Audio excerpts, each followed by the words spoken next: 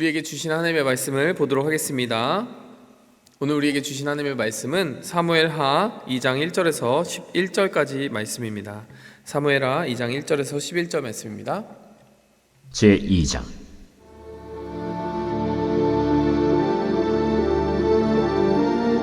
그 후에 다윗이 여호와께 여쭈어 아뢰되 내가 유다 한 성읍으로 올라가리이까?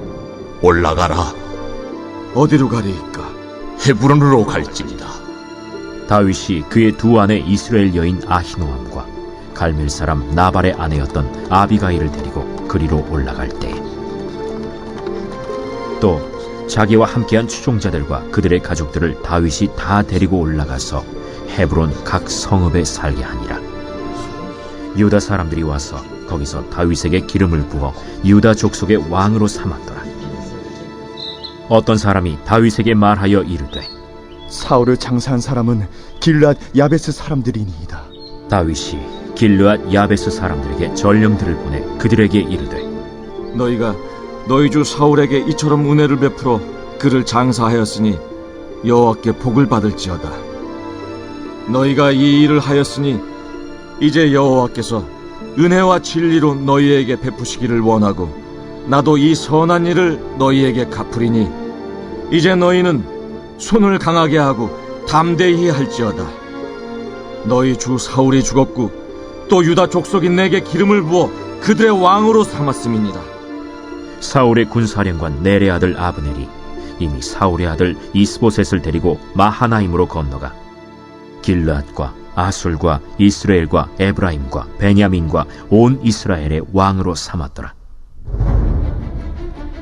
사울의 아들 이스보셋이 이스라엘 왕이 될 때에 나이가 40세이며 2해 동안 왕위에 있음이라. 유다 족속은 다윗을 따르니 다윗이 헤브론에서 유다 족속의 왕이 된 날수는 7년 6개월이더라.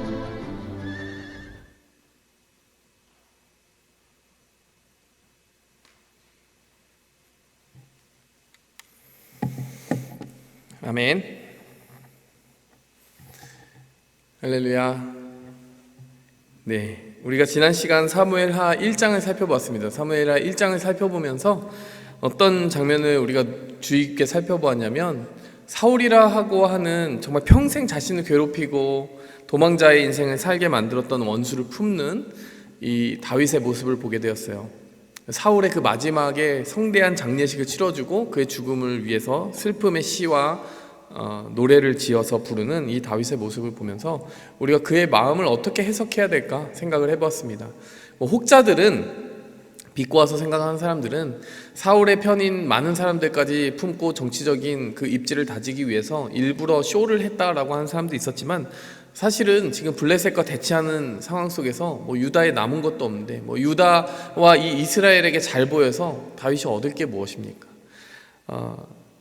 다윗에게는 사실 진정성이 있었고 그 위험한 상황 속에서 자신에게 정치적인 계산, 유불리를 따지지 않고 정말 진정으로 자신의 원수였던 사람들의 운명마저 슬퍼하고 애도할 수 있는 큰 그런 도량이 있었고 품이 있었다라는 것을 우리는 살펴보았어요. 자, 오늘 이어서 다윗의 다음 행보를 보게 됩니다.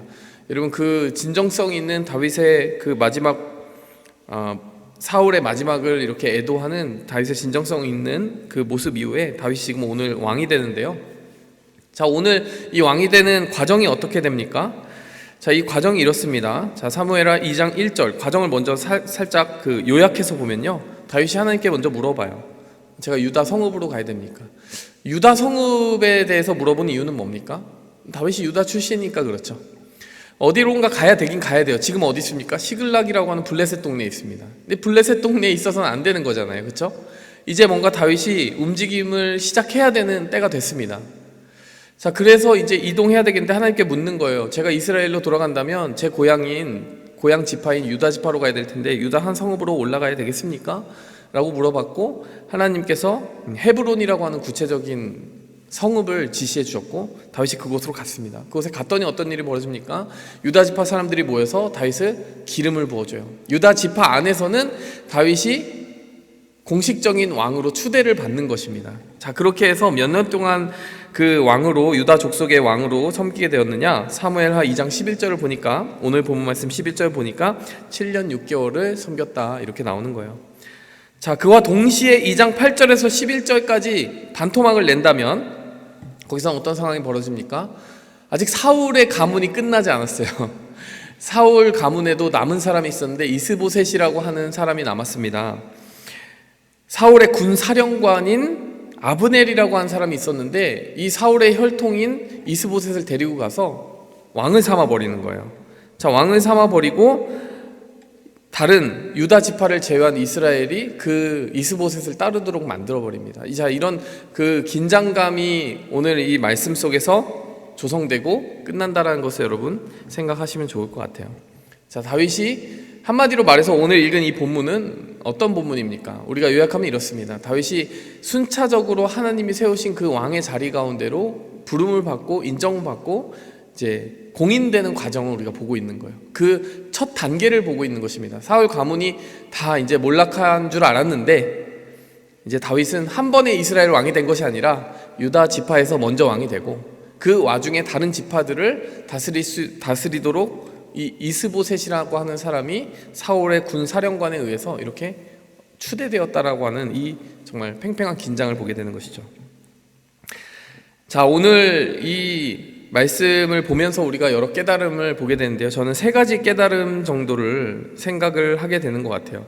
이 다윗이 왕이 되어가는 과정 가운데 다윗에게서 볼 수 있는 좋은 모습들이 뭐였을까? 세 가지 정도로 제가 요약을 해봤어요. 하나님께 시간을 드리는 사람이었다. 자, 두 번째로는요, 하나님께 순종을 드리는 사람이었다. 그리고 하나님께 사람을 드리는 사람이었다. 사람을 품는 사람이었다. 저희 이 세 가지로 요약을 해봤어요. 여러분, 이걸 다 앞글자들을 모으면 여러분 기억하기 쉬우라고 앞글자들을 모으잖아요. 시간 뭡니까 여러분? 타임. 순종 뭐죠? obedience. 사람 뭐예요? people. 탑이죠, 탑. 여러분, 이거 참 아재들. 다윗이 탑이 되기 위해서, 하나님이 세우신 그 왕의 자리에 올라가기 위해서 이 그 계단 단계를 밟아가는데요. 어거지로 이렇게 막 찾아보니까 탑을 향해 가는 이 발걸음이 뭐가 있다? TOP가 있더라는 거예요, 여러분. 시간과 순종과 사람들이 있더라는 겁니다. 자, 이것을 한번 살펴보도록 하겠습니다. 자, 첫 번째로요. 다윗은 시간을 하나님께 드릴 수 있는 사람이었어요. 한마디로 말하면 앞서가지 않는 사람이었어요. 다윗이 항상 앞서가지 않는 모습 때문에 하나님이 이 다윗의 그 모습을 보고 하나님이 정말 다윗을 사랑하지 않으셨을까, 이런 생각이 듭니다. 오늘 본문 말씀 1절이 벌써 어떻게 시작합니까? 여호와께 여쭈어 아뢰되라고 이야기를 시작합니다. 여쭈어 아뢰다라는 말은 무엇이에요? 여러분, 하나님께 그 다음 방향과 진로를 묻는 것입니다. 여러분, 진로를 묻고 기다리는 과정이 얼마나 힘들어요. 여러분, 우리가 뭐 시대 동서고금을 막론하고 지금도 우리가 인생 살면서 한순간도 정해진 정말 보장된 길을 걸어가진 않잖아요. 우리가 이만큼 했으면 공부하고 마치면 취업 걱정해야 되고, 취업하다 보면 또 그 다음 만날 짝과 꾸릴 가정을 생각해야 되고, 여러분, 인생이 정말 끝도 없는 선택의 과정 가운데 있습니다. 근데 여러분, 그 모든 순간마다요, 우리가 조급하게 생각해서 스스로 선택을 앞세우는 경우가 상당히 많아요. 근데 다윗의 위대함은 무엇입니까? 그 광야 훈련을 받는 동안 다윗이 항상 경험적으로 깨달은 게 있는 거예요. 아, 하나님 말씀 기다리고 말씀이 왔을 때 움직여도 늦지 않다. 항상 그 말씀이 오기 전에 먼저 움직였다가는 탈이 난다, 이걸 생각한 거예요. 그래서 다윗은 어떻게 합니까? 하나님께 먼저 여쭤보는 그런 선택을 하는 것이죠. 자, 사실은 2장 8절에서 9절을 보면요, 이런 상황이 지금 펼쳐지고 있어요. 어떤 상황이 펼쳐지고 있느냐? 사울의 군사령관 넬의 아들 아브넬이 사울의 아들 이스보셋을 데리고 마하나임으로 건너가. 자, 2장 9절을 보면 길르앗과 아술, 이스라엘, 에브라임, 베냐민 온 이스라엘을 왕으로 삼았더라. 자, 여러분, 2장 8절에서 9절을 보시면 어떤 느낌이 드세요?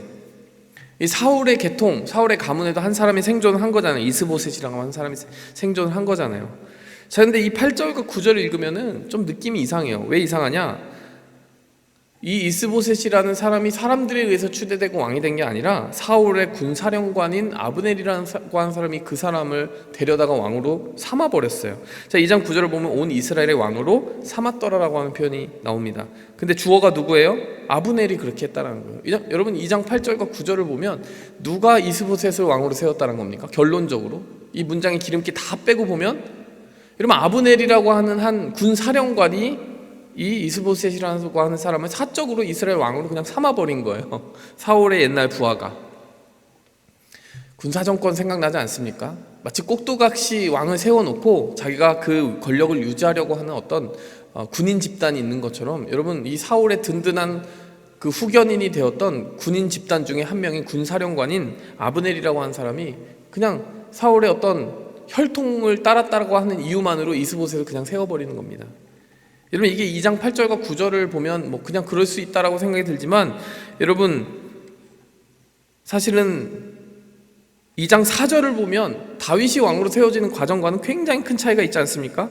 2장 4절을 보면 유다 사람들이 와서 거기서 다윗에게 기름을 부어 유다 족속의 왕으로 삼았다라고 나옵니다.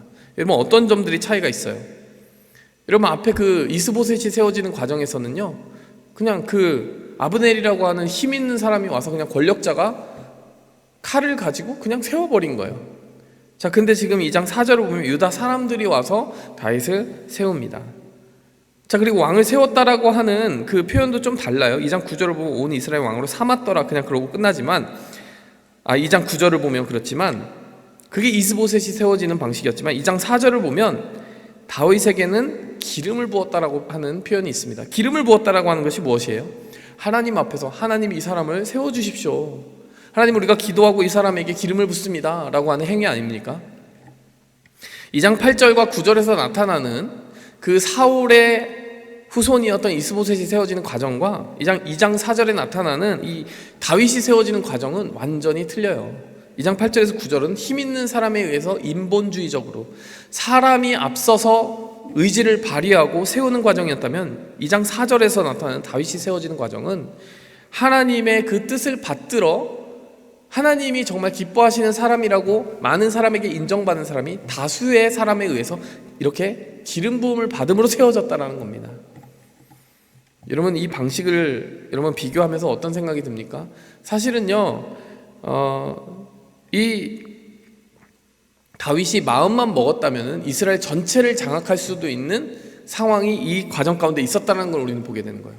자, 왜 그렇습니까? 유다는 이렇게 정말 다윗을 기름을 부어서 천천히 하나님 앞에서 공인을 하고 세웠지만 사실 2장 8절과 9절을 보면 그 사울의 아들 이스보셋이 사울의 자손이었던 이스보셋이 세워지는 과정을 보면 정말 너무나 성급하지 않습니까? 사람에 의해서 하나님께 뜻을 묻지 않고 세워지지 않습니까? 그리고 군사령관 아브넬에 의해서 세워졌다라고 하는 것은 이것은 어떤 정말 신앙적인 배경에 의해서 세워졌다기보다는 힘의 논리에 의해서 세워졌다라고 하는 느낌이 훨씬 더 큰 거예요. 근데 아브넬이라고 하는 사람이 그렇게 어떤 지혜롭고 능력 있는 지휘관이냐? 그렇지도 않아요. 그렇기 때문에 사실은 다윗이 마음만 먹으면 어떻습니까? 지금 이 자리에서 이렇게 이스보셋조차 어떻게 보면 꼭두각시 비슷하게 그냥 세워지는 이 상황을 금세라도 뒤집어 버리고 그냥 바로 돌진해서 이 권력의 공백 상황을 다 정리해 버릴 수도 있는 거예요.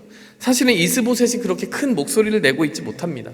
그렇기 때문에 다윗이 그냥 돌진해서 사울의 그 잔당들을 다 처리해 버리고 자기가 왕이 되어 버리면 되는 거예요. 사실은. 근데 여러분 지금 이 다윗의 모습은 어떻다라는 거예요? 굉장히 슬로우하다라는 거예요. 하나님께 물어봐요. 그냥 가도 좋을 것 같은데 하나님 정말 지금 제가 유다에 들어가는 것도 적절할까요? 이렇게 물어보는 거고요. 유다에 들어간 후에도 그 유다 안에서만 그냥 통치자로서 기름 부음을 받는 상태에 만족하고 7년 6개월을 그냥 또 보내버리는 겁니다. 여러분 그동안 13년간을 무려 광야에서 13년간을 그렇게 떠돌았으면은 얼마나 서럽고 정말 가슴이 답답했겠어요. 근데 여러분 빠르게 그 이스라엘 전체의 왕이 되고 싶었을 텐데 사무엘에 의해서 이미 기름 부음도 받았고 13년을 기다렸는데 이제 충분하지 않느냐? 사울도 죽었고 요나단도 죽었는데 이제 내가 왕이 돼도 되지 않겠냐? 이런데 앞서 나가지 않더라는 거예요. 오히려 저 사울의 그 후손을 잡아서 왕으로 세우는 그쪽 그 모습을 보면 굉장히 성급하고 하나님께 묻지 않고 앞서가는 모습을 보입니다. 다윗이 그들을 뭐 진압한다거나 무력으로 충돌한다거나 하지 않고요, 그냥 기다리는 거예요. 자기에게 주어진 한 지파의 그 통치권으로 그냥 만족을 합니다. 그냥 자연스럽게 그 시간이 허락한 만큼 한 걸음씩만 가는 거예요. 하나님께 묻고, 하나님 여기까지죠? 그럼 거기까지 가고 스탑을 하는 거예요. 그래서 7년 반이나 더 기다렸다는 거 아닙니까? 여러분, 하나님의 사람들에게는 여러분 이 기다림이라고 하는 시간들이 많이 주어지는 것 같아요. 여러분 지금 코로나 바이러스 때문에 얼마나 많이 기다리고 있습니까? 사실 기다림의 시간이 찾아오면 우리의 진면목이 좀 시험을 받고 드러나는 것 같습니다. 무언가 빠르게 속도감 있게 내가 기대했던 방향으로 흘러가 줘야만 좀 삶이 안정이 되고 내 마음이 편해질 것 같은데, 그렇지 않다 보면 우리가 좀 조급하게 먼저 결정을 막 내리려고 하는 경향이 있어요. 근데 여러분, 하나님의 사람들을 하나님이 세워가시는 과정 속에서는요, 꼭 그러한 성향과 성품을 챌린지 하시는 과정이 있습니다. 조금만 더 기다려볼래? 조금만 더 기다려볼래? 여러분, 이 과정이 꼭 필요합니다. 왜 그렇습니까? 여러분, 우리가 순종의 사람이 되기 위해서는 정말 하나님보다 항상 앞서가고자 원하는 우리의 생각을 잠시 내려놓을 필요가 있거든요. 브레이크가 있어야 된다는 거예요. 여러분, 사실은 브레이크가 훌륭한 차가 좋은 차 아닐까요? 여러분, 차가 아무리 좋아도요, 여러분 브레이크가 고장난 페라리를 타시겠어요?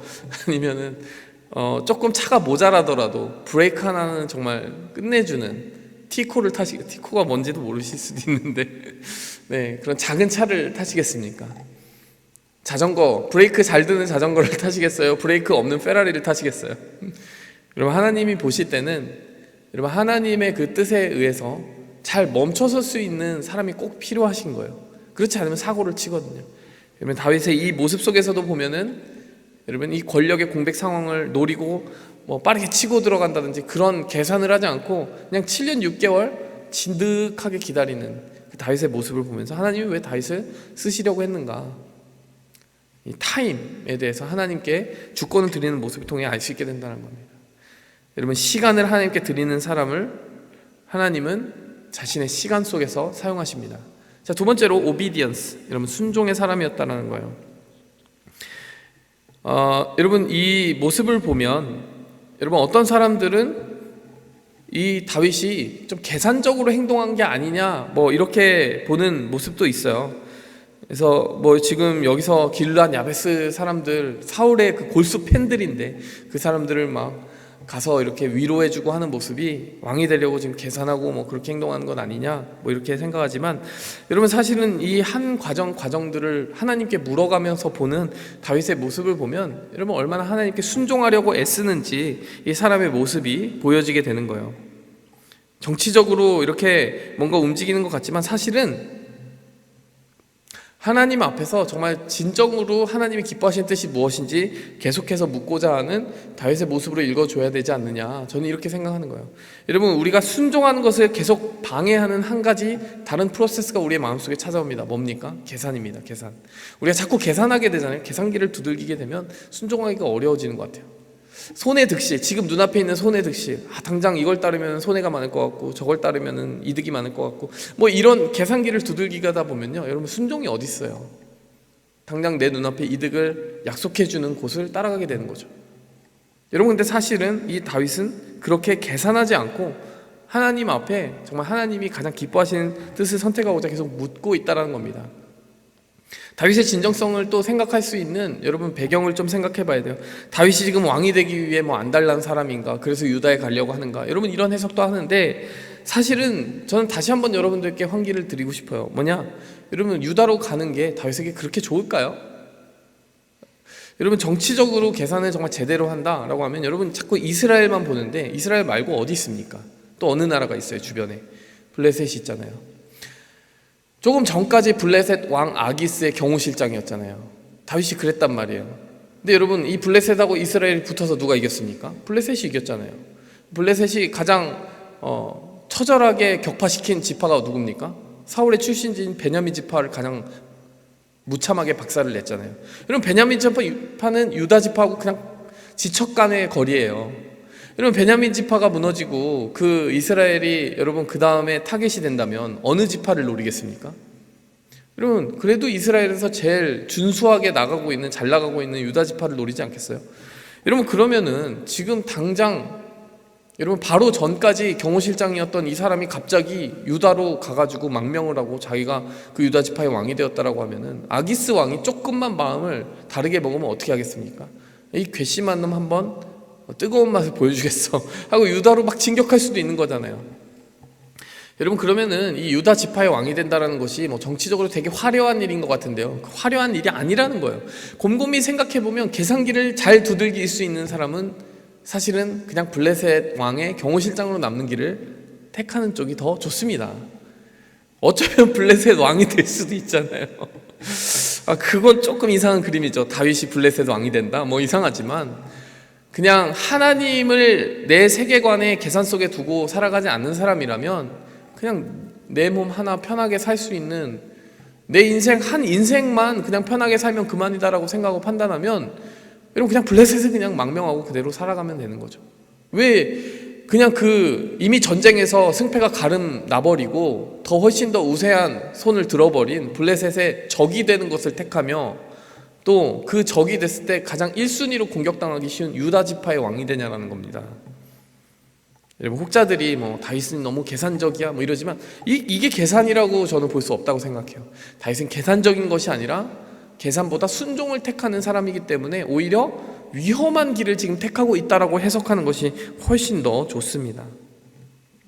자, 이렇게 함으로써 다윗이 의도한 게 뭡니까? 여러분, 하나님께 순종하기 위한 그 마음으로 가는 게 첫 번째겠죠. 근데 두 번째로 어떤 뜻이 있겠어요? 이 유다 지파와 이스라엘이 블레셋 앞에 더 큰 위험에 처하지 않도록 내가 나서서 뭐라도 해야 되겠다라고 하는 희생의 마음도 있지 않겠어요, 여러분? 사실 블레셋 왕이 보기에 이 다윗이 굉장히 아끼던 사람이었기 때문에 그곳에 이제 투항을 하고 다시 유다로 돌아갔다라는 소식이 들렸을 때 굉장히 배신감도 들겠지만 한쪽으로는 무서웠을 거예요. 왜? 다윗이 그렇게 만만한 상대가 아니기 때문이죠. 다윗이 그곳에 있다는 소식이 들려지면 여러분 사실 블레셋으로서는 함부로 또 침공하려는 의지를 가지지 못하게 되는 겁니다. 전쟁을 억제할 수 있는 거예요. 다윗은 그것을 좀 알았던 것 같아요. 내가 어떻게 보면 좀 희생의 자리에 이렇게 자신을 둠으로써 어떻게 보면 고통당할 수 있는 유다 지파 이스라엘을 일시적으로 방어해 줄 수 있는 어떤 방패가 될 수 있지 않겠느냐, 이런 생각을 하게 된 것 같습니다. 여러분, 이런 의미에서 지금 다윗의 마음을 순수하게 바라봐줘야 된다, 저는 이렇게 생각이 들어요. 결코 이득이 남는 장사라기보다는 굉장히 위험한 선택을 하고 있는 것이고 또 그 사람들의 그 운명을 보호하기 위한 의도가 있는 것이고 또 더 근본적으로는요, 이전에 들었던 하나님의 말씀이 그곳을 향하고 있기 때문에 지금 다윗이 그곳으로 나아가고 있다, 저는 이렇게 생각이 들어요. 요나단도 사무엘상 23장에서 뭐라고 말했습니까? 이렇게 말해요. 당시에 십광야라고 하는 곳에서 다윗이 이렇게 도망자 생활을 하고 있는데 요나단이 몰래 숨어 들어가서 이렇게 이야기합니다. 내 아버지 사울의 손이 너에게 미치지 못할 것이고 너는 이스라엘 왕이 되고 나는 내 다음이 될 것을 내 아버지 사울도 안다. 막 위로해 주는 거예요. 우리 아빠도 사실 너를 죽이려고 혈안이 되어 있지만은 사실은 말이야, 우리 아버지도 알아. 네가 우리 아버지 다음 왕이 될 것이고 그 다음이 내가 될 것을 아버지도 알더라. 이렇게 얘기해 주는 거예요. 막 힘을 주는 거예요. 요나단이 입을 통해서 하나님의 뜻을 다시 확인했습니다. 사울도 그 다음 챕터인 사무엘상 24장에서 다시 한번 이렇게 살려주고 나니까 뭐라고 이야기합니까? 보라, 나는 네가 반드시 왕이 될 것을 알고 이스라엘 나라가 내 손에 견고히 설 것을 안다. 그러니 내 후손들을 끊지 말고 살려달라. 이렇게 얘기해요. 사울도 심지어는 다윗이 왕이 될 것을 미리 예언해 줍니다. 근본적으로는 사무엘상 16장까지 가면은 사무엘도 어떻게 합니까? 기름을 부어요.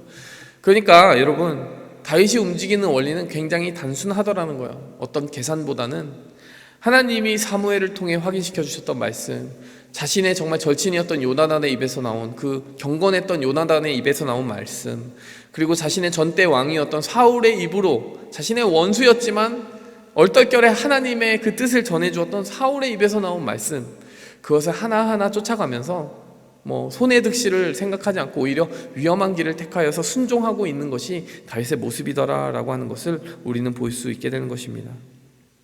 여러분, 우리는 항상 양심 속에 물어봐야 될 것 같아요. 내가 지금 계산을 하고 있는 건가?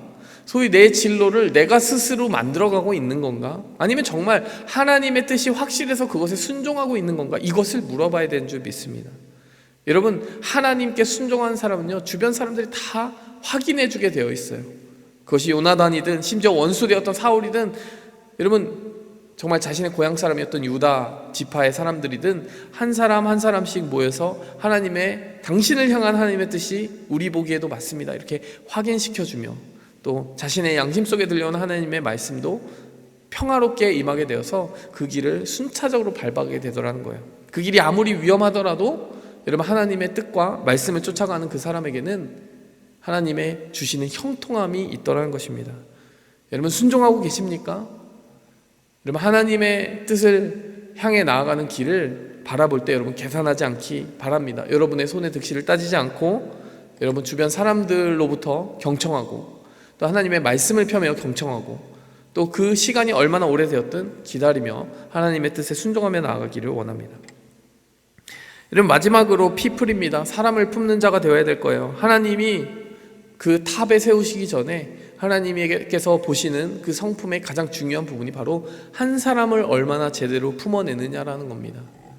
여러분, 뭐 어떤 거대한 사명을 달라고, 이 나라와 민족을 달라고 기도하기 전에요, 여러분 한 사람을 먼저 맡겨주신 하나님의 마음을 늘 이해해야 될 줄 믿습니다. 오늘 본문 말씀 보니까 특별히 다윗이 품어내는 사람 중에 어떤 사람들이 있느냐, 5절에서 7절 말씀 보시면요, 길앗 야베스 사람들이라고 하는 사람이 있어요.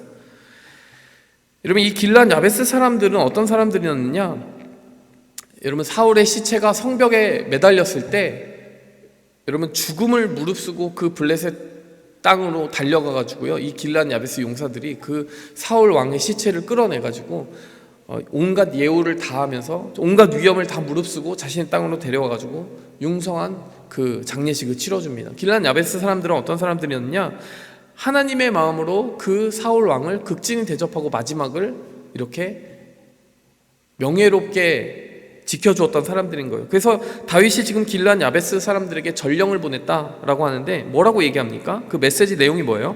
너희가 너희 주 사울에게 이처럼 은혜를 베풀어 그를 장사하였으니 여호와께 복을 받을지어다. 다윗이 뭐라고 말하는 겁니까?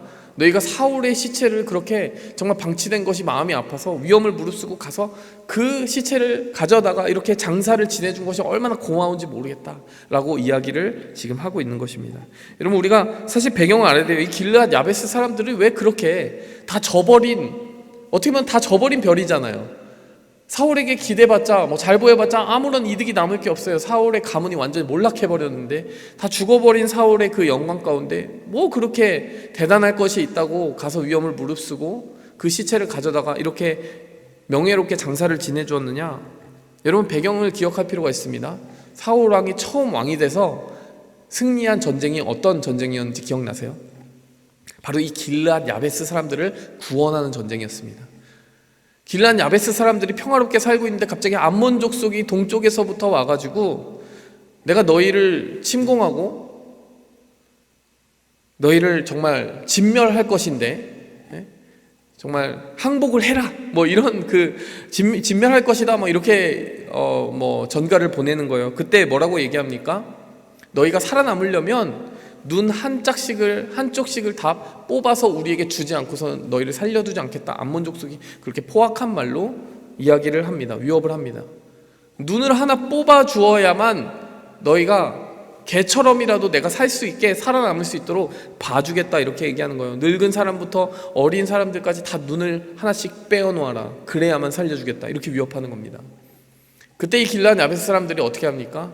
우리를 구원할 사람이 이스라엘 중에 있는지 그 사실만 한번 알아보게 해주십시오. 우리에게 며칠만 주십시오, 이렇게 얘기하는 거예요. 그리고 나서 이 소식이, 이 무참한 소식이 누구의 귀에까지 들어갑니까? 사울의 귀에 들어가는 거예요. 사울이 그 당시까지는 굉장히 소심한 사람이었는데 그 소식을 들을 때 하나님의 영이 임하고요, 분노가 막 불같이 일어나는 거예요. 자기가 이제 자기가 소유하고 있던 소 2마리를, 2결이라고 하죠, 2결이를 다 이렇게 제사로 바치고 시체로 나누어 가지고 그것을 이스라엘 사람들에게 다 나누어 줍니다. 그 다음에 이 전쟁에 참가하지 않은 사람들 다 이렇게 만들어 버릴 것이다. 이렇게 얘기하면서 정말 용맹을 떨치는 거예요. 사울이 그 당시 처음 시작은 굉장히 좋았다는 거 아시죠? 그래서 자신이 혼자 적진으로 들어가서요, 여러분, 그 사울과 함께 호위하는 병사들이 가서 이 암몬 족속들을 완전히 대파시킵니다. 그렇게 정말 목숨을 걸고 길르앗 야베스 사람들을 구원해 주었던 사울의 첫 모습, 가장 멋있었던 모습, 끝까지 그렇게 갔으면 좋았을 텐데 그 모습이 누구의 눈에는 남아있는 거예요? 길르앗 사람들의 마음속에 남아있는 거예요. 우리가 정말 아무 도와줄 사람이 없을 때 내 눈을 다 뽑아가겠다라고 그렇게 위협하던 암몬 족속으로부터 우리를 구원해주고 정말 생명을 다해서 구원해 주었던 사람이 누군 거예요? 그들의 기억 속엔 사울 왕이 그런 사람이었던 거예요. 그래서 사울이 그 다음에 아무리 엇나가는 짓을 하더라도 이 길르앗 야베스 사람들은 자신에게 베풀어준 그 은혜를 잊지 않기 위해 평생 사울을 지켜주었던 것입니다. 여러분, 이 마지막 순간에 왜 정말 볼품없이 죽어버린 사울까지 지켜주었는지 우리는 이 길르앗 야베스 사람들이 은혜를 잊지 않는 마음이 있었기 때문에, 인지상정이 있었기 때문에 그랬다는 걸 이해해야 돼요. 여러분, 다윗은 무엇을 본 겁니까? 자신의 정적이고 원수였던 이 사울을 이렇게 극진히 모시는 그 사람들을 보아하니 내가 쟤네는 좀 처단해야 되겠다, 이렇게 본 게 아니라 그렇게 자신에게 베푼 그 은혜를 수십 년 동안 잊지 않고 그렇게 충성스럽게 이 사람의 그 초라한 마지막까지도 명예롭게 지켜주는 길르앗 야베스 사람들의 선한 마음을 봐준 거예요. 그래서 다윗은 뭐라고 합니까? 이 6절에 보니까 은혜와 진리로 하나님이 너희에게 베푸시기를 원한다. 그리고 나도 너희의 이 선한 일을 너희에게 갚아줄 것이다. 너희가 이렇게 정말 훌륭한 일을 해줬기 때문에 내가 어떻게 그냥 넘어가겠냐. 너희에게 정말 선한 일로 갚아줄 것이다. 그래서 2장 7절에 보니까요, 너희는 손을 강하게 하고 담대히 해라. 너희 주 사울이 죽었고 유다 족속이 내게 기름을 부어 왕으로 삼았다. 너희를 지켜줄 것이라는 거예요. 비록 사울이 내 원수였고 그 사울의 마지막을 지켜주는 너희 모습을 정치적으로 생각하면 내가 너희를 해야 할 것 같지만 두려워하지 말라. 강하라. 담대히 하라. 내가 너를 똑같이 지켜줄 것이다. 사울의 기름 부음이 있었듯이 하나님이 너희를 지키라고 나를 또 기름 부었기 때문에 나는 그 기름 부음을 가지고 너희를 또 지켜줄 것이다. 이렇게 얘기하는 것이죠.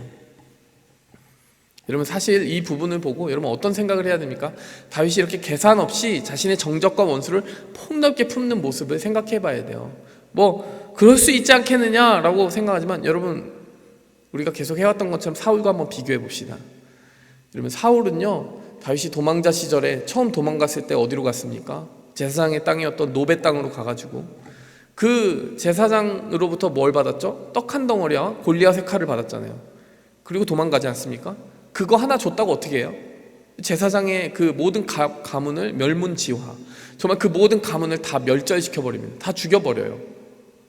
여러분, 사울은 그런 사람이었어요. 자신의 원수에게 뭐라도 떡 한 덩어리라도 주는 사람은 나의 스파이고, 나에 대해서 스파이고, 너희는 간첩이고, 너희는 다 죽어야 돼, 뭐 이렇게 행동을 했던 거예요. 근데 지금 다윗은 어떻습니까? 자신의 적이었던 사람의 마지막을 그렇게 지켜주었던 이 고을 사람들은 어떻게 보면 잠재적으로, 정치적으로 자기에게 반대편일 텐데도 그런 거 생각하지 않는 거예요. 그냥 충분히 그 사람들 입장에서 생각할 수 있는 행동을 한 것이고 너무나 선한 행동이라고 이렇게 인정해주고 있는 것입니다. 내게 어떤 정치적인 어떤 플러스가 될까 마이너스 될까 뭐 이런 생각을 하고 있는 것이 아니라 그 사람을 있는 그대로 봐주는 정말 선하고 정직한 모습으로 한 사람 한 사람을 진실하게 대해주고 있더라는 것이에요.